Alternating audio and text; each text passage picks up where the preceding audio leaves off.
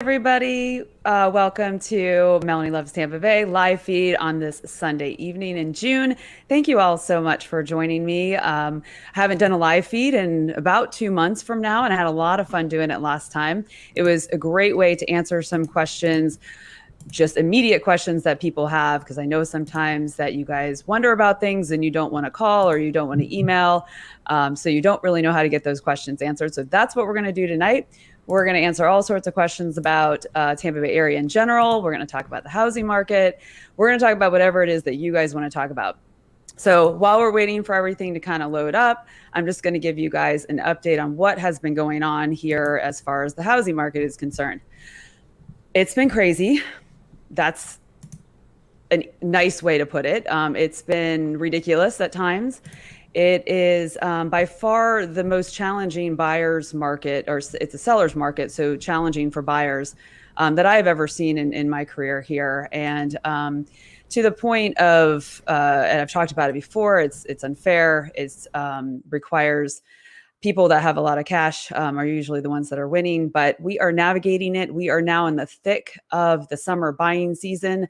In fact, almost kind of towards the end part of the summer buying season, because most people that are buying in the summer are doing it in order to move in before school starts, and school in this part of Florida starts pretty much in early August. So if you're not under contract by mid-June, late June, then a lot of times that timing gets very difficult. So I don't want to stress anybody out that's maybe still looking for a house before the beginning of the school year. If that's you, then you need to become as aggressive as you possibly can in the next couple weeks. Unfortunately, our inventory has not gotten any better. In fact, it is well below 1 month's worth of inventory right now, which means that if we stopped putting houses on the market, it would take less than a month for all the current houses on the market to be pended. That is really, really low. A balanced market is 6 months. We are under 1 month in all of the counties in this area that I typically service: Pinellas, Pasco, Hillsborough counties. Some of those counties have more inventory than others, but a lot of it is not necessarily inventory that people are really wanting. So that is that's the very quick picture of it. More than that, we've seen, because of the inventory being so low, we have prices increasing tremendously. Pinellas County in general, from April of 2020 to April of 2021, prices have gone up 25%, average prices. Hillsborough County is very much the same. We are seeing prices, it seems like they go up every week, which they do, but it's hard to quantify. I don't have the May stats yet, so I'm working off of April stats now. I think May stats are going to be really, really high as far as average prices, median prices. Days on market's going to be very low. Anybody who has been working with me understands that if you don't get that house in the first weekend that it's on the market, then chances are it's not going to be available come Monday or Tuesday. It's like hitting a moving target. It's very challenging to try to figure out how to make offers and win offers and things like that. So all those things I navigate with my clients, and we'll try to answer some of those questions today. So Douglas Bailey, let's see. Hey, Mel. Oh, that's nice. I was called Mel when I was a kid, so it's always nice for me when people call me Mel. Just in general, it feels very friendly. And a lot of people from New York do that. So how you doing, Douglas? Looking to Sarasota or Lakeland, what are your thoughts on those areas? So, I'm going to be completely honest with you. I'm not going to be able to give you a ton of information on them because I don't work those areas. So I don't like to give a lot of opinions. What I will give you from a professional basis, what I will give you is my personal opinion. If I had to move to either Sarasota or Lakeland, no question in my mind, I would move to Sarasota. To me, the center of the state is just not as appealing. So Lakeland is very much in the center of the state. And Sarasota is absolutely beautiful. And I would say on average, as far as prices are concerned, Sarasota is going to be more expensive. I'm sorry, Tucker, for any of you guys who watch my YouTube channel on a regular basis, Tucker, he's currently licking my foot. So it's a little bit distracting, live TV here.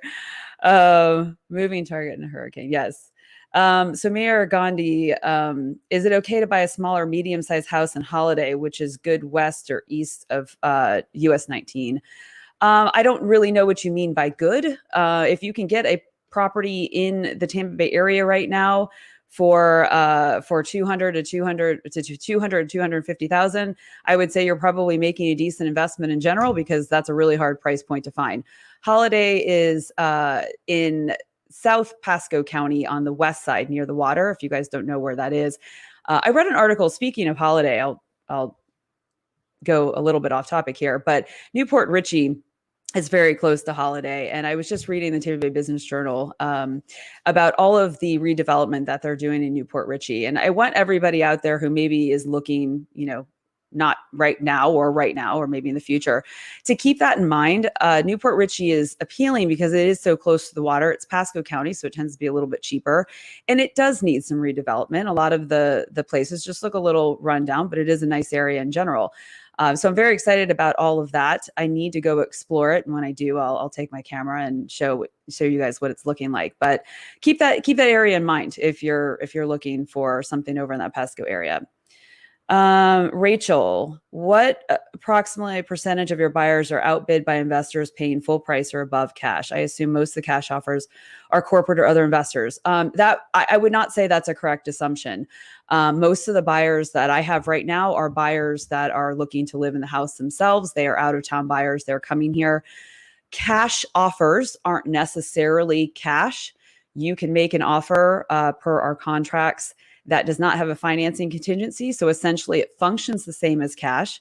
However, you are going through the financing process. So you have those same hurdles. You have appraisals. You have to, obviously go through the whole lender process, but the contract is not contingent on that. So if for some reason you don't get the loan, then the seller will be able to keep your deposit, just like they would if you decide not to buy it and you're a cash buyer. So that is actually one of the strategies that we are using a lot right now to help win offers. But big risk in this, huge risk in it, because if for some reason your appraisal comes in low, you have to cover the gap. Now, let's use, for example, a house for $500,000. Say for some reason the appraisal comes in at $425,000. If you don't have $75,000 to cover that appraisal gap, or you can't work with your lender to figure out how to get that loan, then you have to cancel the contract and you would be out your deposit. So you never want to waive the financing contingency unless you know that you are going to have a fair amount of cash in order to cover yourself. So as far as investors are concerned, there's always investors in Florida, but right now there's not a lot for anybody to buy. So cash offers from investors don't tend to really reach in price. So the people that reach a lot in price are the people that need to be here for some reason. So investors will throw in offers. If you have a listing, so say I have a listing for 350,000, I'll get investor offers that are cash, but I'll get higher offers, much higher offers from people who want to live in that house. And most likely their financing will be fine. So for the most part, no, most people are not getting bid out by investor cash offers right now. All right, let's see what else we have. Are the prices for building lots increasing at the same rates as housing in the Tampa area? Are custom home builders backlogged due to demand? Yes, all builders are backlogged due to demand. That's a great question. I do a lot of new construction with my clients. I was doing it yesterday up in Eberson, and the builders right now, depending on what type of home you're building, it's more custom or if it's more of a track home, for the most part is 6 months would be quick. And that would probably be a track home builder who is going under contract around the time that they've already started the house, which is becoming very popular. And if we get back to new construction, I'll talk a little bit more about that. But the house for yesterday that I was working with, they are a year. Some builders are almost a year and a half for more custom builds. So if you are looking to do a custom build and you need to be in Tampa, you're either going to be renting or your move needs to be in 2022. And if you are looking to do a summer 2022 move and you want something more custom, you need to be looking now to make sure that it's done at that time. So the builders in this area are giving us so much of our inventory because we have so few resales that a lot of people that are finding a house to buy in general are buying new construction, but they won't be moving in until late summer, fall, winter next year. I have someone under contract for August of 2022. It's crazy. Um, okay. Would it be difficult for military service members or veterans to buy a home with a VA loan around Tampa? You know what? This is a very, very sensitive subject for me because it drives me crazy. But the answer to your question is yes. There have been there are stigmas against VA loans that in a market like the market that we're dealing with right now does not help. So most people using their VA loans want to use all of the benefits that they have rightfully earned.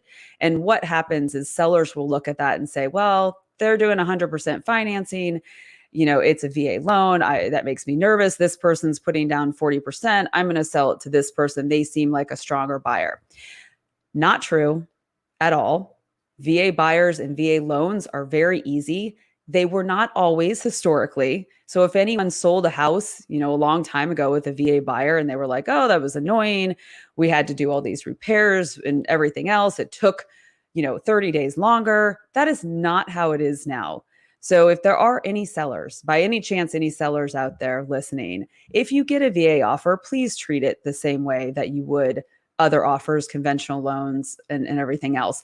But to honestly answer your question, yes, it is very difficult for VA buyers right now. Typically, when I have VA buyers, I do whatever I can to try to tell, explain why, it's 100% and everything else. And sometimes you'll get that seller who is just very responsive to the fact that that person is a veteran and they're using their benefits. And that's always makes me very happy. You just got to keep trying. And new home construction is a great place to go if you are a VA buyer. They're not afraid of it at all. So look into that. Okay. So, one of the things that I get asked about a lot is, where do I live in the Tampa Bay area? I don't know, where should I go? I'm coming from out of town. Where should I move? It's a very difficult question for me to answer. But one of the things I found super helpful whenever I was doing this last time was to actually look at some maps. Oh, I'm sorry. I'll go back to that really quick. Wait this market out for a year or so, question mark. I wish I knew the answer to that. I would be very rich if I knew the answers to that. It's hard to know. No one really knows the answers to that. There's a lot of different factors that come into play here. What I will say is we still have no inventory and we still have a lot of buyers here.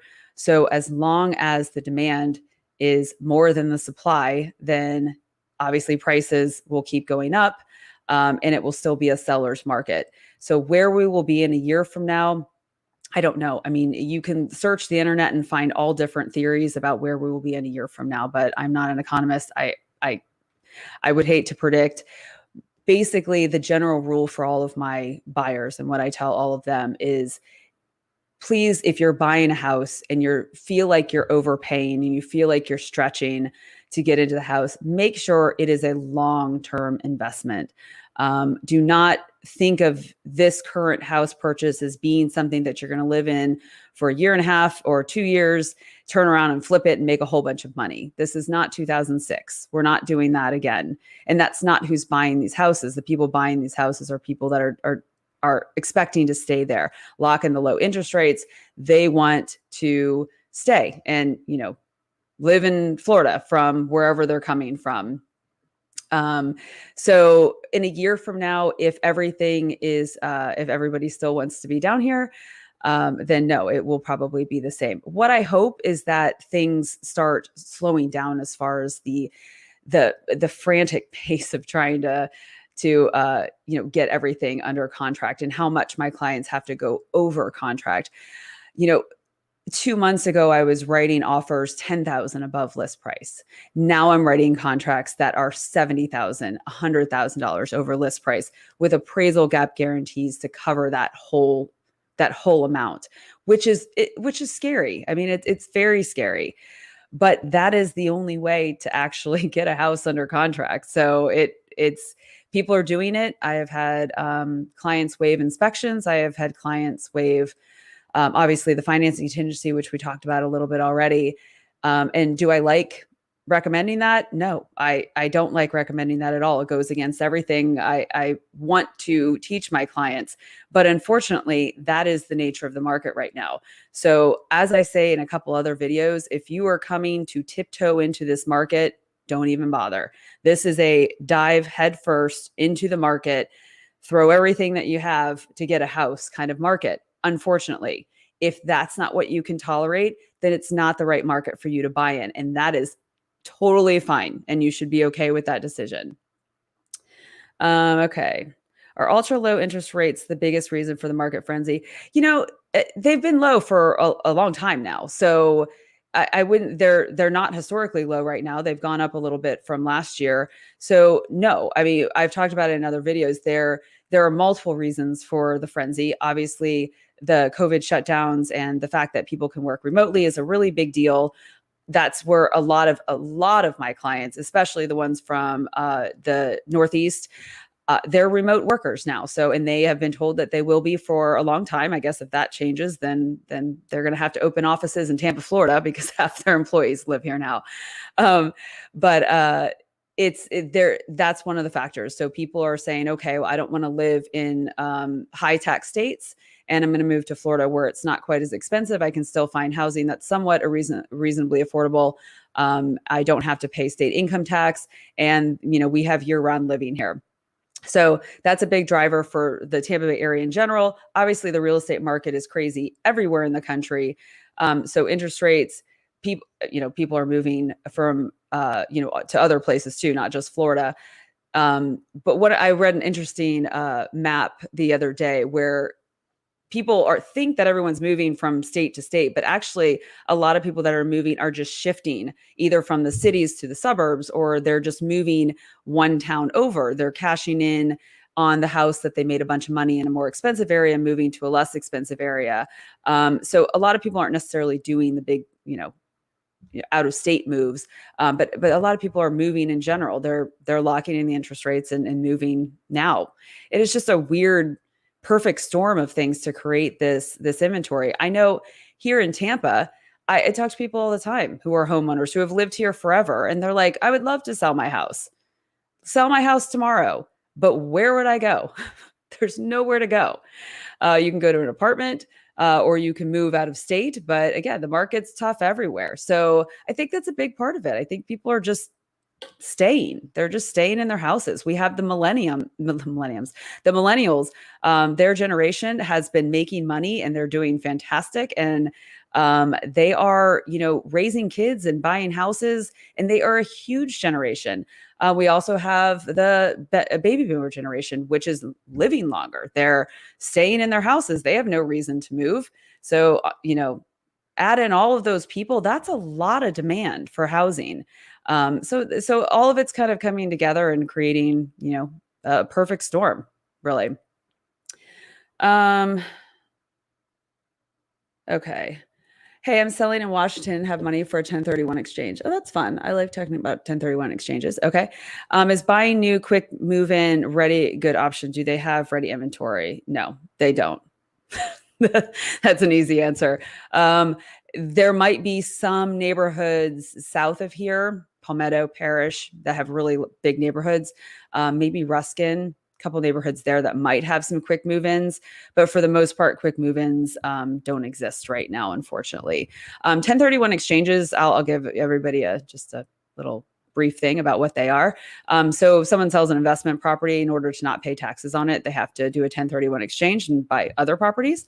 So it's something that we do hear a lot in Florida. I certainly have done my fair share of them. They're not hard, and people usually have to buy pretty quickly, so they don't tend to be very picky about what they're buying. And actually, funny story, my very first buyer from this YouTube channel was a 1031 exchange. So that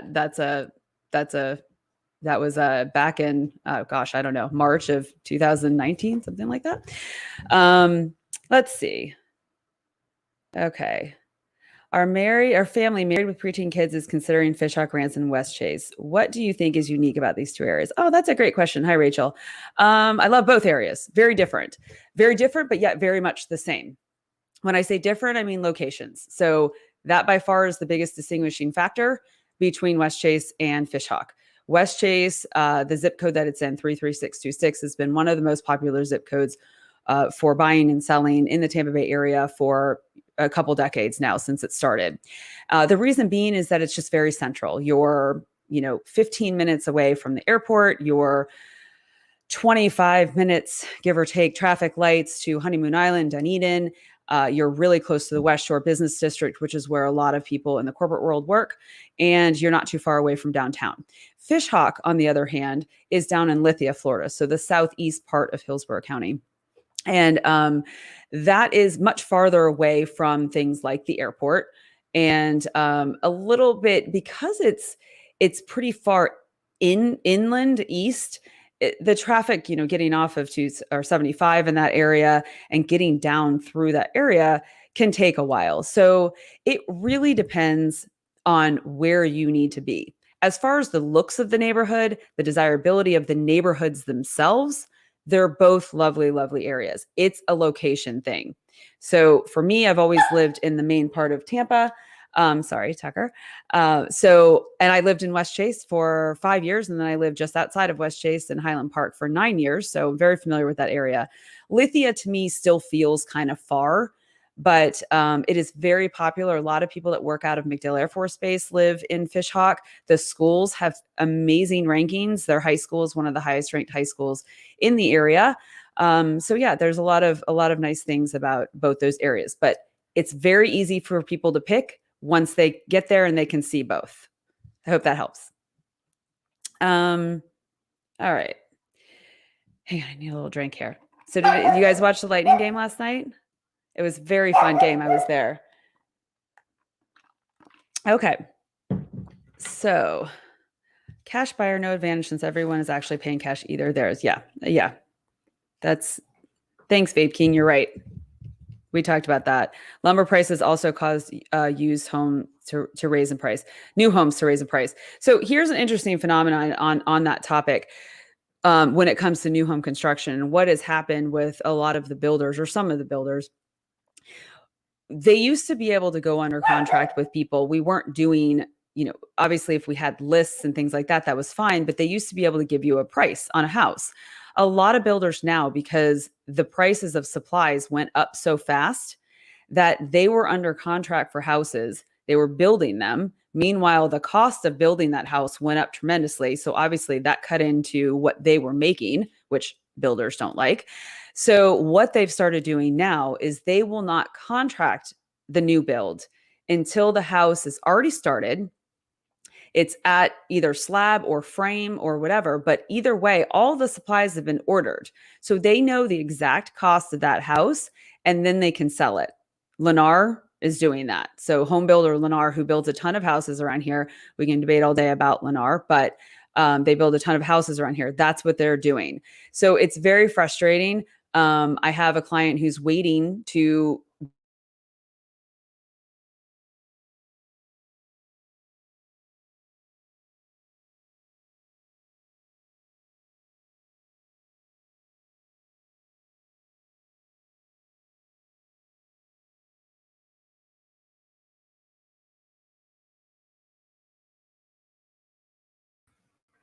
Hey, not sure what happened there.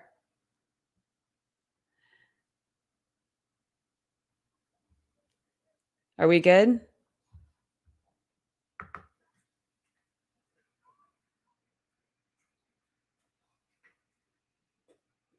All right. I assume we're live. I'm sorry. Sorry for the pause there.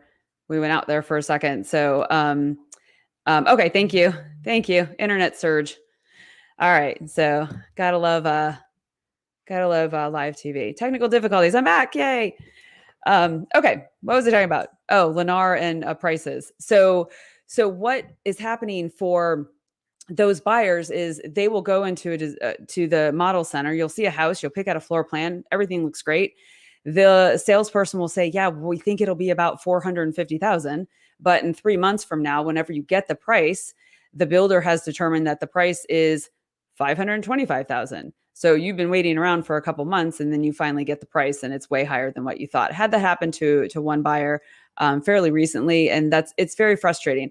I understand it from a builder's perspective, because obviously they need to make money on houses, but it's just an extra wrinkle in an already challenging market. Um, so yeah, that's one of the other things that we're dealing with. Uh, so, all right. Yes. Technical difficulties. I know it is. It is live TV is so much fun. Let's see. Do we have any other questions that so earlier question from PS, do you see any signs of price increases slowing down? My wife and I want to buy a condo on Gulf Boulevard in St. Pete, and we feel that we're getting priced out of the market. Yeah, we kind of talked about that all. Sorry, I just saw another comment. We kind of talked about that already. I don't know. I mean, so what I am targeting personally is to see if things start slowing down come mid-August, September. The reason being is that that is just a naturally slower time for Tampa real estate. September is the peak of our hurricane season. It's also when school's starting around the country. So a lot of people aren't moving in September. So what we really need to see is kind of if our inventory gets a little bit replenished. So we have less than 1 month of inventory. That means everything goes pending very quickly if it's at all worth buying. So that is, we're going to wait and see. At this point, we are in the depths of summer buying and selling season, and it is very, very challenging time to buy anything right now. McLovin and the Irish R&B singer. That's what I was laughing at because I thought it was so funny. He just said Florida and Las Vegas real estate is out of control. You know, I think it's all over the country. Obviously, I don't work all over the country, but on real estate sites and Facebook feeds and things like that, everybody is saying the same thing. It's a very uncomfortable position for us to be in. I'm a very logical person. I like to give advice, based on logical things. And right now, nothing really feels logical in the market. It's just crazy. I for one am excited for it to slow down. Not totally, but for it to kind of level off just a little bit, because it is very stressful for everybody. I know personally, I have put so many miles on my car from driving around for buyers who need to see something right away. And they do need to see it right away. It's not an exaggeration. You have to go see a house like the day or the second day it comes on the market, or else you're gonna miss out. My first question to every listing agent is, when's the deadline for offers? So, which is typically 2 days after they put it on the market. It's just crazy. I've put about 25,000 miles on my car this year. So that's super fun. Are there any home insurance restrictions if you purchase home during hurricane season? That's a great question. I like that question. Gets us onto a different topic, insurance. If you guys need to know more about Florida insurance in general, I did a pretty long video with one of my insurance partners, Maria Rodriguez, and she answers a lot of questions from homeowners insurance to car insurance and everything in between. I will say homeowners insurance does change. We are still in the process of changing our flood maps, which is a whole other issue. It does require you to talk to an insurance person. But to answer that question directly, are there any home insurance restrictions? No, not really. Unless there is a storm in the area, and I forget the technical term of it, but whenever there is a storm that gets into the box, you can no longer bind insurance. So it's a really important thing to remember as we get deeper into hurricane season. If you are a buyer and you're buying in August and September and you have not yet bound your homeowner's insurance and there's a storm coming up from the Atlantic, you need to do it. because once it gets into that box, you can no longer bind it. So it will delay closing until after the storm passes and is outside of the box. Basically, the insurance company is like, I'm not going to give you insurance right now while there's a hurricane barreling to you, to right towards you. So makes sense. I can certainly understand that, but it does require a little forethought whenever you're buying during that season. I will tell you, weather-wise, it's hot. I was walking Tucker about an hour and a half ago, and it was 94 degrees and humid and very, very sticky. We are officially in summer in Florida, and we will be for the next, I don't know, 6-7 months. But, that's Florida. For all of you guys who say, oh, I love the hot, hot weather, now's the time to come because it is hot, hot here. So do you have down payment assistance for first-time buyers? I don't know the answer to that question. That is really a lender question. And because those programs change a lot, the best thing to do is to reach out to a lender. And I would say, if you're looking, wherever you're looking to buy, whether it's Tampa or somewhere else, reach out to a local mortgage broker there and find out if they have first-time home buyer assistance. They really should. I mean, it's a very difficult time to be a first-time home buyer. So it's a very expensive time to be a first-time home buyer. So I hope so. You tell me. Coming to St. Pete in July. Any new tips for a new realtor? Hold on. It's a wild ride. I'm sure there's a whole bunch of other industries that are up and down like real estate is. It is crazy. It's a very uncertain job. Get to know the areas very, very well. The Tampa Bay area is not just one city. It is a massive amount of space in general. So you have to know it. And if you don't want to know the whole area, then get to know one area really, really, really well and specialize in that area.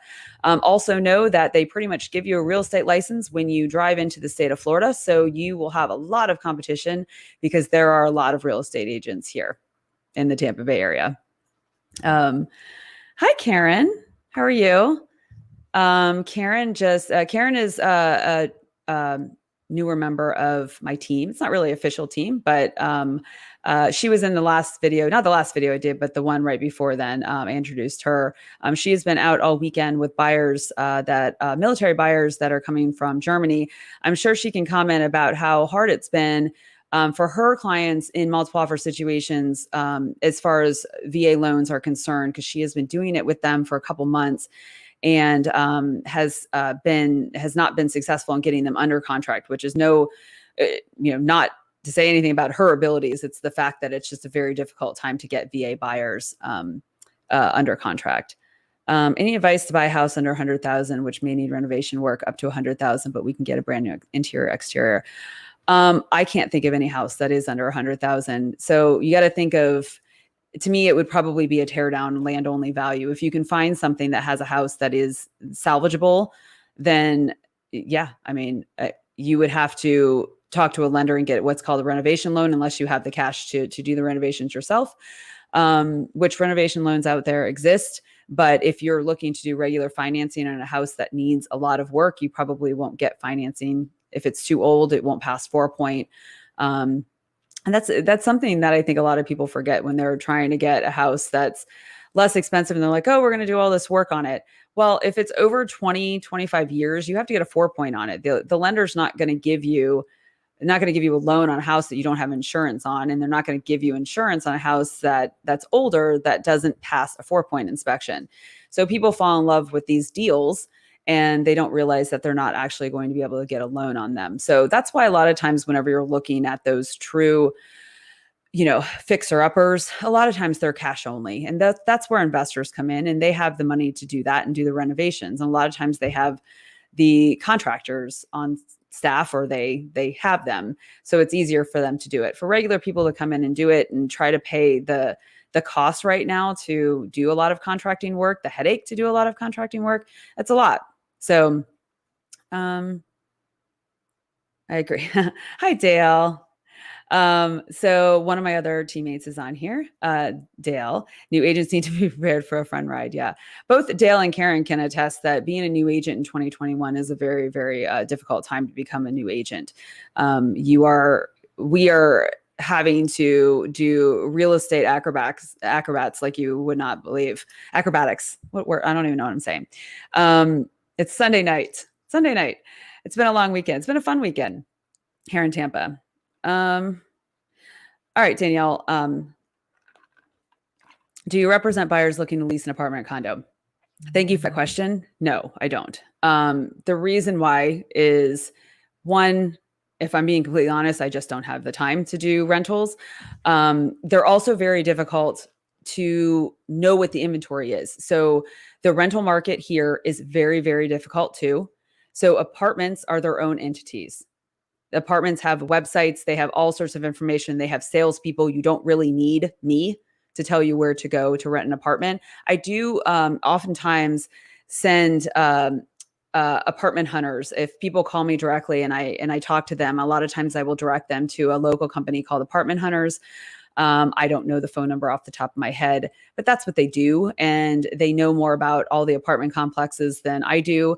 So a lot of times I will send that number out, and they're a great resource to call. Other than that, there's websites. Every apartment has websites.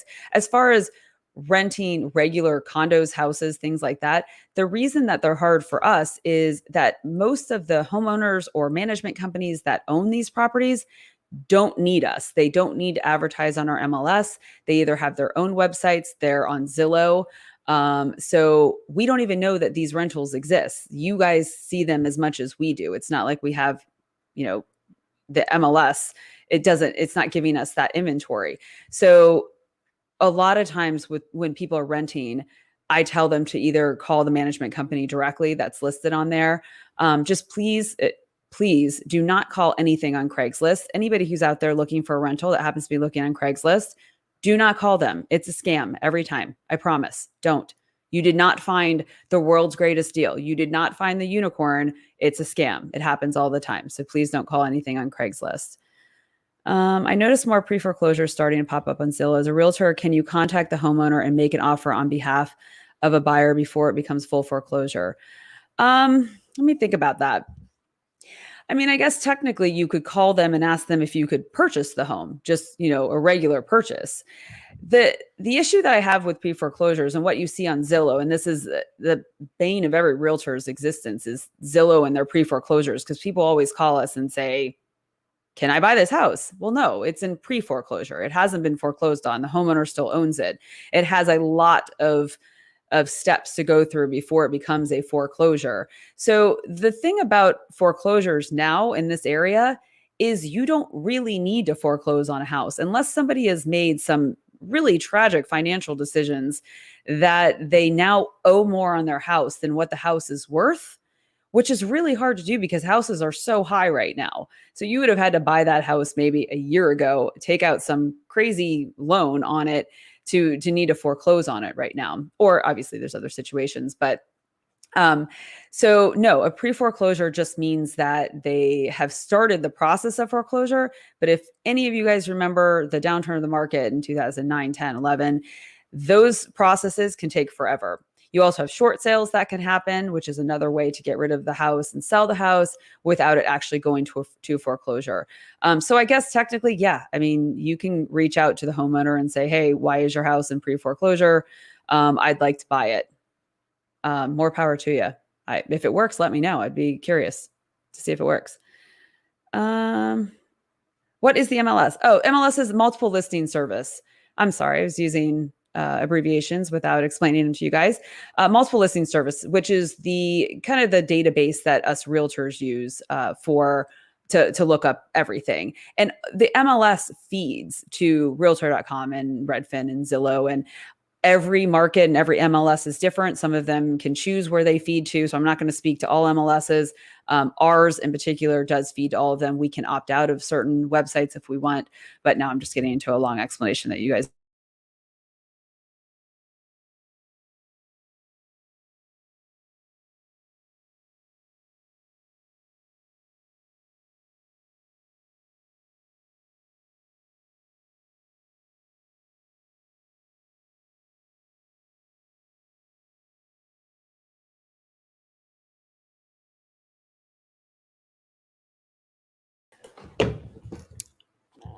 Are we back?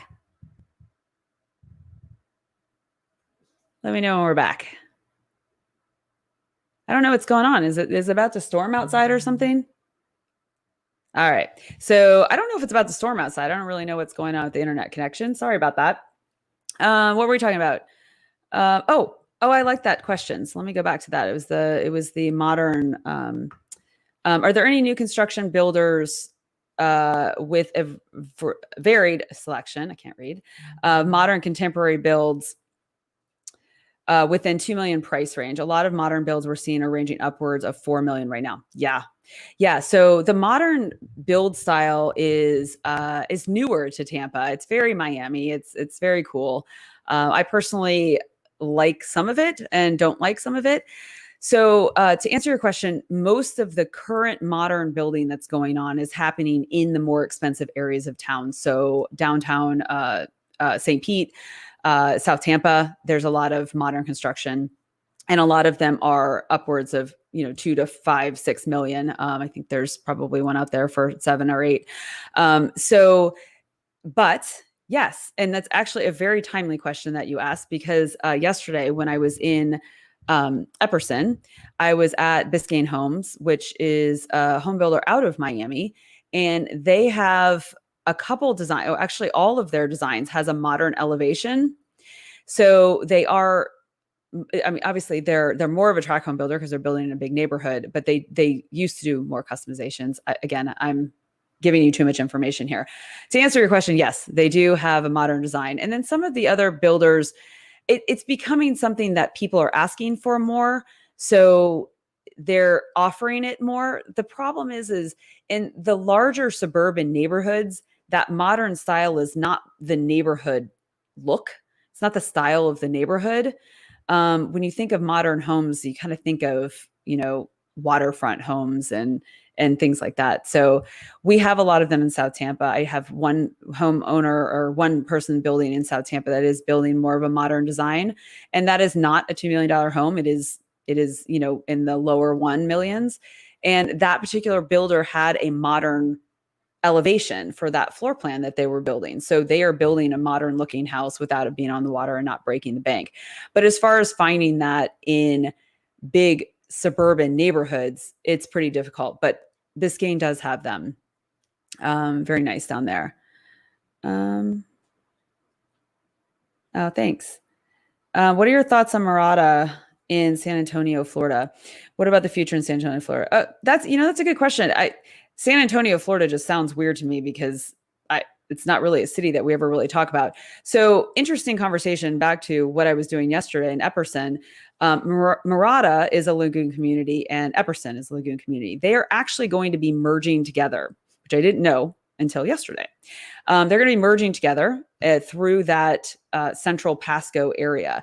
I actually really like what's happening in the northern sections of Wesley Chapel and into Zephyrhills/San Antonio. Again, I don't know if it's going to stay San Antonio, but um, it's there are a lot of it's a lot of growth going on up there because there's a lot of available land there, so you can build giant neighborhoods there. There's also some more topography there. It's a little hillier and more interesting, just as far as the way that you can design a neighborhood. So you find a lot of nice golf courses up there, and because it has hills and it's not just flat, and you have the land to build them, more importantly. So I do expect Zephyrhills, San Antonio, northern Wesley Chapel, all of those areas are going to continue to grow because of the fact that there is a lot of available land there, and the neighborhoods are nice, and you have a lot of different price points in those neighborhoods in general. So if you don't have to drive to downtown, then I don't see any reason to sway you away from Murata. Hope that helps. Let's see. We have anything else?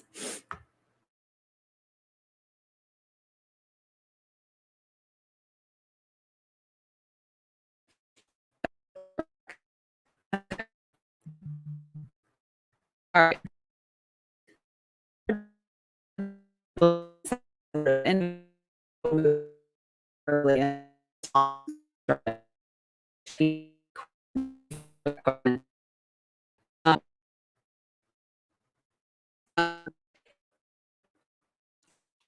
If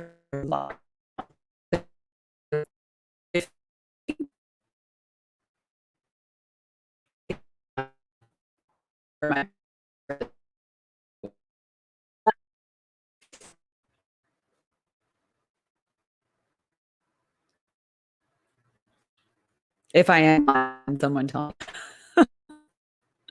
Hydrate.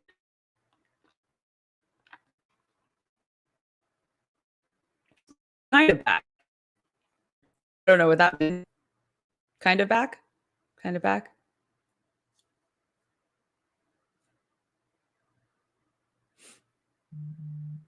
Back, but kind of spotty. All right. Welcome to Florida summer storm season. This is what happens. Actually, I don't know. We don't normally do live feeds, so I don't know. It's technology. Jen, just let me know. Oh, we're back. Are we really? Are we sure? Two Barpsy? Are you sure?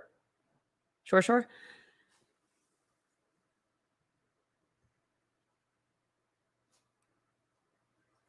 It seems okay now. Okay. There we go. I'm just sitting here. Not awkward at all. I don't remember what we were talking about. Oh, that's right. Should somebody move if they're building a house? Should they move and rent temporarily while their house is being built to monitor the construction of their house?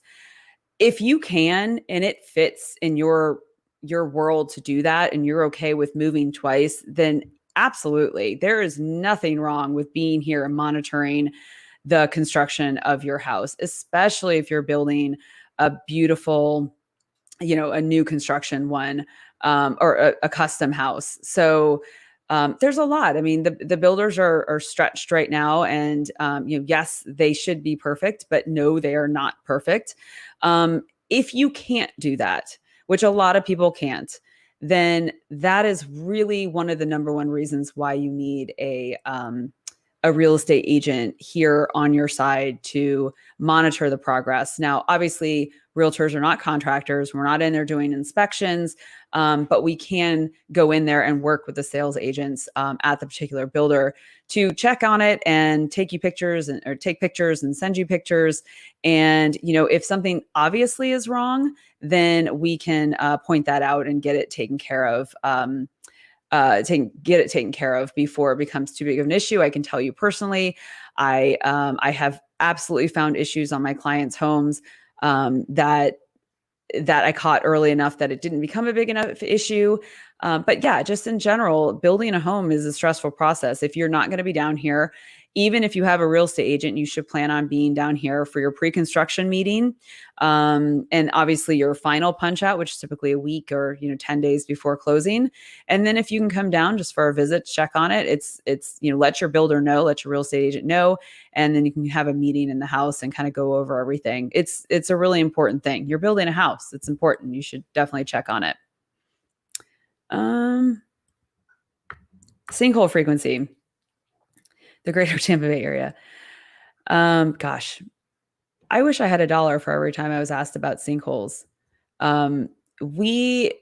Yes, sinkholes exist in the state of Florida. Obviously, we all know that.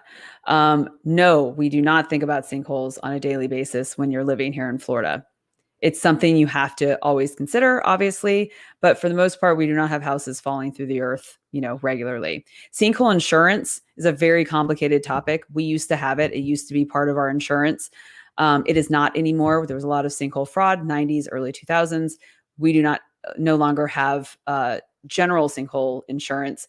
Maria actually talks about that in our video. Most insurance policies have catastrophic sinkhole insurance covered in there, which would mean that your house was falling through the ground. So that's a difficult thing. I would definitely talk to Maria or talk to another insurance agent about if you want to actually buy sinkhole insurance. It's very expensive now. I have a storm right over me right now. Great. All right. Are there online resources for Pasco County that reveal future subdivision approvals? That's a good question. I don't know the answer to that. I've never looked for that. I should look for that. Obviously, Yeah, no, I don't know. I'm not even going to venture a guess. I would certainly think so, but I don't know. Sorry. Hi, Jeremy. That's nice. All right. So let's talk about, if you guys didn't watch my last video, watch it. It's really good. I actually really, really enjoyed doing it. So in that video, I was talking a lot about, we're going to talk about Tampa now. So not going to talk about houses unless you guys have questions, throw them up. But I was talking about in the last video, all of the development and changes that are happening that happened in the Tampa Bay area in the last year. So 2020 included. Most of the world, obviously, everywhere was shut down for a long time, but there was still a lot of things happening in the Tampa Bay area. So just to update you guys on a couple other things that have opened recently. On Friday nights, there is a place in downtown St. Pete called the Floridian Social Club. Live music, absolutely beautiful bar. It's kind of a speakeasy vibe. It's so much fun. I didn't reference that in my last video because it opened this year, not in 2020. But there's a lot of energy and a lot of things happening right now in Tampa. I was at the Lightning game last night. It was so much fun. The stadium was almost full. I don't know what the percentage was, but it was very full, very fun. So you can feel the energy kind of just vibrating in the city right now. Everyone is very excited about all the things that are happening in Water Street in downtown Tampa. So Water Street is our downtown Tampa development. It's over 50 acres of redevelopment. That is going up, and it's all brand new. It's absolutely gorgeous. The Heron, which is a luxury apartment complex, is opening now. It is over 400 units, very expensive. I'm not going to lie, it's very expensive, but the real estate and the location is fantastic.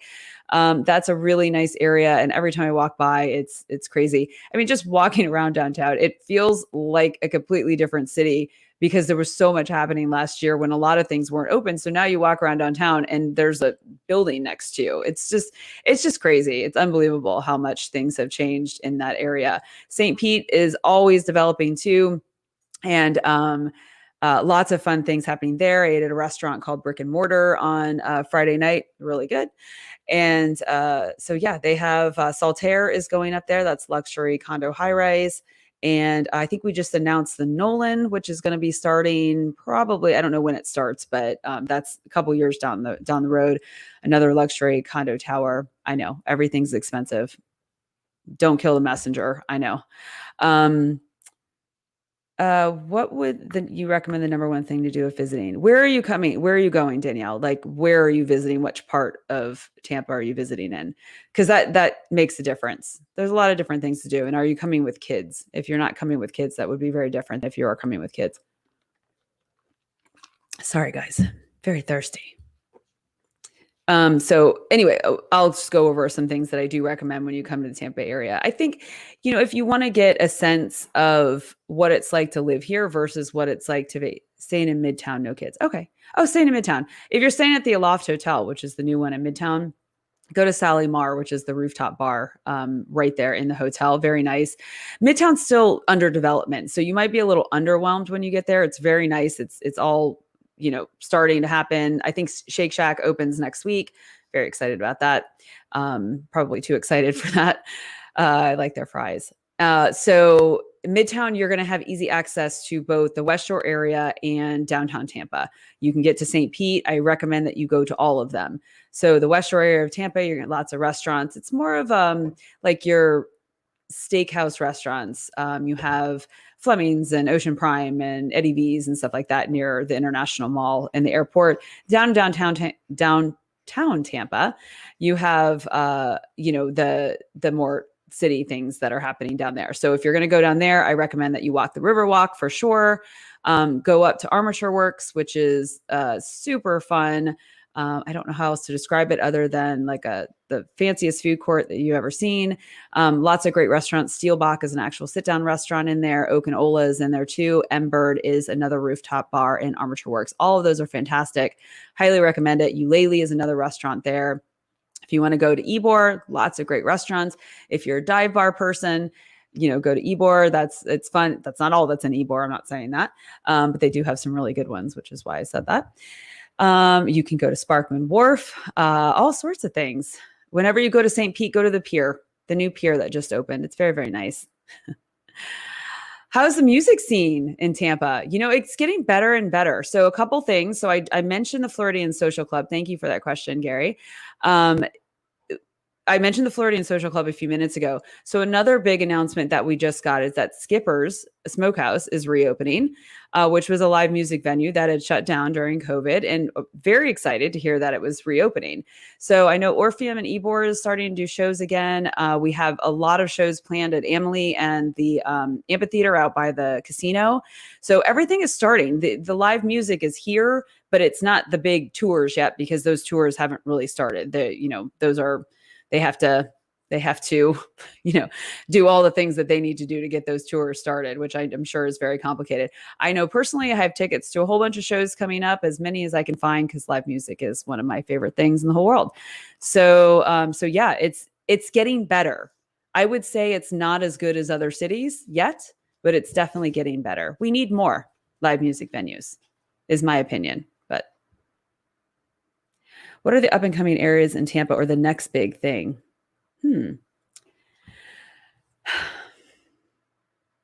I think so. There's been a lot of up and coming areas for a while. So Riverside Heights, going into Seminole Heights, all kind of blends together.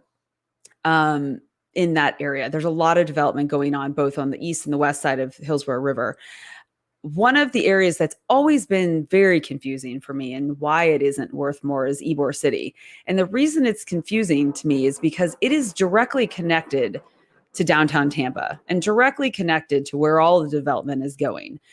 The problem with Ybor is it's just, there's just always something going on in Ybor as far as, big question marks. There's a lot of industry. It's right there where the, I can't think of the word, where all the boats come, the shipyard. It's right there. So there's all these big industrial warehouses and things like that. Ybor houses tend to be very old bungalows. There's a lot of old bungalows there, but I've never quite understood why it hasn't really taken off. Yeah, you're right, Jeremy. I'll mention that in a minute. So it's I've never really understood why Ybor's prices haven't gone up. Everything's gone up in the last year, but that to me is an area that I've always thought should be worth more than what it actually is at this moment. So you can we talked a little bit about the northern areas. Obviously, those are up and coming areas because they don't have a lot of development now. So they're up and coming in the sense that there will be a lot more there. But if we're talking about areas that are closer to the city, you have all the ones that are close to downtown Tampa. And then what Jeremy was mentioning was Grand Central, Edge District, Warehouse Arts District are also great places to check out outside of downtown St. Pete. Absolutely. So in downtown St. Pete, you have Central Avenue, you have blocks north, usually 4 or 5 blocks north, 4 or 5 blocks south, all the way down, even past 275. There's a lot of opportunities to buy houses there. And Central Avenue is just fantastic in the sense that there's things to do down the whole way. So regardless of where you buy, there's usually some walkability to get to some fun restaurants or, places to hang out down in St. Pete. St. Pete has such a fantastic vibe. I talk about it all the time with friends, families, clients, how much I love St. Pete in general, the city. It's a lot of fun. What is the cutoff year that assures the house you are meeting beats building code regulations for hurricane protection? What is the current design threshold for maximum wind speed? 110 miles per hour. I don't know if that's the current threshold, but that's a good question. So as far as new construction is concerned, we did not build other than a little bit. We did not build very much between 2008 and 2011. That was the downturn of the market. Builders were not building. Obviously, there are some houses, but not many. 2012, typically when people ask me, hey, I want a newer house, my cutoff is usually 2012 and newer or 2015 or newer. So I am not a contractor. I do not know all the building codes. I believe it was an insulation change that helped with efficiency in 2015. If there's any inspectors out there, please feel free to, or contractors out there, please feel free to correct me. I am not going to say that that's accurate, but I believe there was an insulation change in 2015.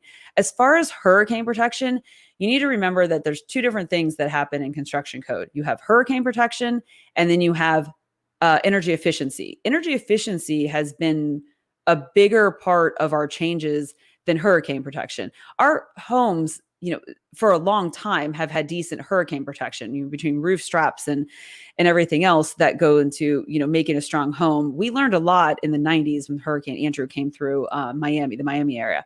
So that's not necessarily the difference. What has happened more than anything is the efficiency of homes has gotten much better. So you have double pane windows now. If you go to a house built in the 90s, even if it's $1 million house, it probably has single pane, very inefficient windows. So that is all standard now. So low-E double pane windows is standard. So that's a great change. You also have better insulation, thicker insulation. The houses now, the electric bills on those houses are way lower than you're going to find on electric bills in other houses.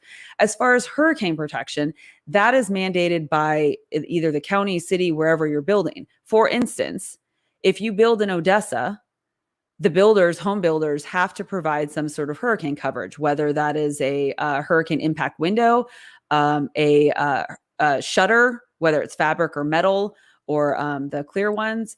But if you build in Wesley Chapel in Epperson, it is not required there. It is not considered a wind zone in Wesley Chapel. So they don't have them. And that people that come from out of state think, how in the world could you live in Florida without something to protect your windows? Well, keep in mind that most of the damage that's done by most hurricanes is done by the water damage, not necessarily things flying through your windows. So in areas that are not deemed to be dangerous from flying objects, they don't require hurricane shutters. So builders don't put them in because they don't really ever do anything that they don't have to do. So that's kind of a long answer to that question, 2012, 2015. Do I think I can do more new construction home videos? I don't have specifics. I'm in Florida, currently living in Port Richey, looking for new. Yeah, I know. It's hard to keep up, honestly, Katiana. It's hard to keep up. Everything has changed so fast this year. I did an updated new construction video not too long ago. I think maybe second half of last year. It's already completely out of date because everything in new construction has changed very much. What I will say in any capacity, if you are looking to buy a house, contact a real estate agent. New construction, I have a whole bunch of contacts at different builders. So I use them, I call them, I ask them what's going on before my buyers can go out there, just so we're not wasting time. You will see advertisements from builders on Zillow. It will say $300,000 house in Wesley Chapel. And you sit there and think that that house is available. It is not available. That is a base price. There's no inventory. But people don't understand that and they don't see that. They see what is essentially an advertisement. So it is, oh, thanks, Jen. So Jen's talking about efficiency. Her house is 1,600 square feet, 2011 build. Our electric bills are 150. We used to live in a 1950s home with under, $400 electric bills. Yeah, I mean, those old houses, they get so much just outside air coming in, and they're just very inefficiently built. I love new construction. That's one of the reasons I love it. Everything about a new construction home is cheaper when it comes to the maintenance and the monthly bills. Insurance is cheaper, the electric bills are cheaper, so on and so forth. What are your thoughts on solar panels? Are they cost effective? I wish they were. We live in the Sunshine State, and solar panels are not on every house, which I think they should be. I don't see why we don't use them. I'm sure there's a lot of things that the utility companies could tell me as to why we don't use them. As far as being cost efficient, in my research at this point, you are making an investment because you want to make that investment. You cannot expect to make that money back in savings or to make that money back in resale. That is not to discourage anybody from getting solar panels. Like I said, I think everybody should have them. So, but from a purely investment standpoint, I don't believe that is the case yet. I hope they change that. I know the state of Florida used to give a lot of rebates for solar panels. I don't don't know what they do now.